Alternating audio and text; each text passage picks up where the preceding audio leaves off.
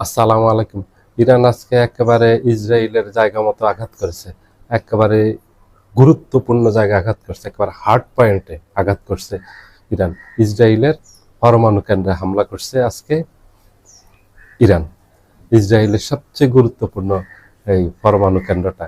এখানে আন্তর্জাতিক আণবিক সংস্থা IAEA অনেক চেষ্টা করছে সেখানে ঢোকার জন্য, সেখানে ইসরায়েল ঢুকতে দেয়নি। ইরানের এই হামলায় পর্যদস্ত হয়ে গেছে ইসরায়েল। ইসরায়েলকে এইভাবে আর অতীতে কেউ কাবু করতে পারেনি, এত বিধ্বস্ত করতে পারেনি। ইরানের এবারের আক্রমণে যেভাবে বিধ্বস্ত হয়েছে ইসরায়েল, অতীতে কারো কাছে এইভাবে বিধ্বস্ত হয়নি। ইরান ব্যাপক হামলা চালাচ্ছে। ইরান এখন ইসরায়েলের যত সামরিক স্থাপনা আছে সবগুলি অকার্যকর করে দিচ্ছে এবং দফায় দফায় হামলা চালাচ্ছে। 82তম ধাপের এই হামলাটা চলতেছে। আজকে যেটা হামলা চালিয়েছে এটা 82 ধাপের।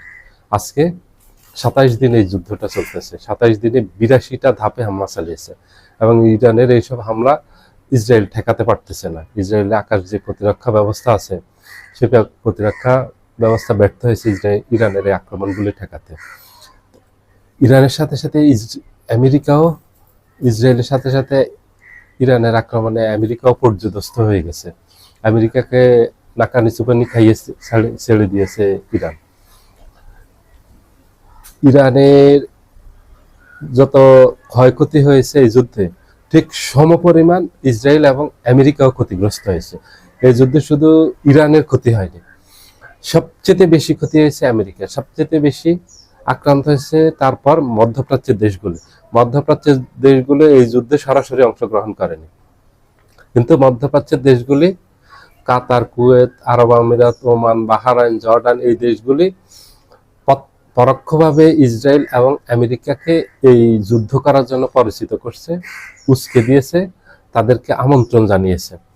এই জন্য মধ্যপ্রাচ্য জুড়ে এখন ইরান ধারাবাহিকভাবে হামলা চালিয়ে যাচ্ছে। বিভিন্ন তেল স্থাপনা এবং বিমানবন্দরগুলিতে শুরু করে, এবং হুমকি দিচ্ছে সামনে বিদ্যুৎ কেন্দ্রে হামলা চালাবে এবং পানি উৎপাদন যেই প্ল্যান্টগুলি আছে সেগুলিতে আক্রমণ করবে। এক কথা হলো ইরান ধীরে ধীরে তাদের হামলার বিস্তৃতি ঘটাচ্ছে। পুরো আগে যেখানে সামরিক স্থাপনা হামলা করতে, এখন সামরিক স্থাপনার বাহিরে গিয়ে বেসামরিক স্থাপনায় হামলা করতেছে। আগে ইসরায়েলের পারমাণবিক কেন্দ্রে হামলা করেনি, কিন্তু এবার ইসরায়েলের পারমাণবিক কেন্দ্রে হামলা করছে। এতে বোঝা যাচ্ছে যে যুদ্ধের উত্তেজনা বেড়ে চলছে। যুদ্ধ বন্ধের কোনো লক্ষণ নেই, যুদ্ধ বন্ধ হওয়ার সম্ভাবনা নেই। আপাতত এই যুদ্ধ অনবরত চলতে থাকবে। আমেরিকার প্রেসিডেন্ট ডোনাল্ড ট্রাম্প যেটা দাবি করতেছে যে আলোচনা হচ্ছে, এটা হলো তাদের একটা কৌশল এবং এটা একটা মিথ্যাচার। ইরান বারবার এই দাবি নাকচ করে দিয়েছে যে তাদের সাথে কোনো আলোচনা চলতেছে না এবং ইরান কোনো আলোচনায় যাবেও না। একবারে সাপ জানিয়ে দিয়েছে যুদ্ধ ইরান চালিয়ে যাবে, কারণ চালিয়ে যাওয়া ছাড়া ইরানের কাছে সামনে বিকল্প নেই। ইরানকে আমেরিকা যেসব প্রস্তাব দিয়েছে এগুলি ইরানের পক্ষে মানা সম্ভব না একটাও, এবং ইরানও যে পাল্টা প্রস্তাবগুলি আমেরিকাকে দিয়েছে এগুলিও আমেরিকার পক্ষে মানা সম্ভব না। তো দুই পক্ষই অনড় অবস্থানে আছে। এই অনড় অবস্থানের কারণে যুদ্ধ আপাতত থামবে না এবং এই যুদ্ধ বেড়েই চলতেছে।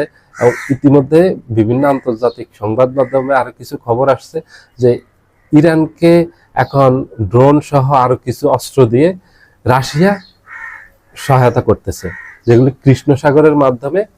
রাশিয়া এবং ইরানের মাঝে কৃষ্ণ সাগর আছে, এই নৌ রুট দিয়ে রাশিয়া ইরানকে সহযোগিতা করতেছে, অস্ত্র দিয়ে, খাদ্য দিয়ে, ওষুধ দিয়ে, আরো যাবতীয় যেসব লজিস্টিক সাপোর্ট আছে সেগুলি দিচ্ছে। আর তার বাইরে চীন ইরানকে সাপোর্ট দিচ্ছে। চীন দিচ্ছে স্যাটেলাইট ইমেজ দিয়ে এবং রাডার সিস্টেম দিয়ে, এবং আরো যেগুলি প্রয়োজন আছে চীন রাশিয়া সেগুলি সহযোগিতা করবে। রাশিয়ার প্রেসিডেন্ট ভ্লাদিমির পুতিন এই 2-3 দিন আগে একেবারে প্রকাশ্যে ঘোষণা দিয়েছেন যে চীন আমাদের দীর্ঘদিনের ইরান আমাদের দীর্ঘদিনের মিত্র, ইরানের পাশে আমরা সবসময় আছি, সবসময় থাকবো। সুন্দর এই বক্তব্যটা দিয়েছে, একেবারে খুব কার্যকরী একটা বক্তব্য দিয়েছে এবং এই মুহূর্তে ইরানের জন্য এই বক্তব্যটা খুবই গুরুত্ব বহন করে।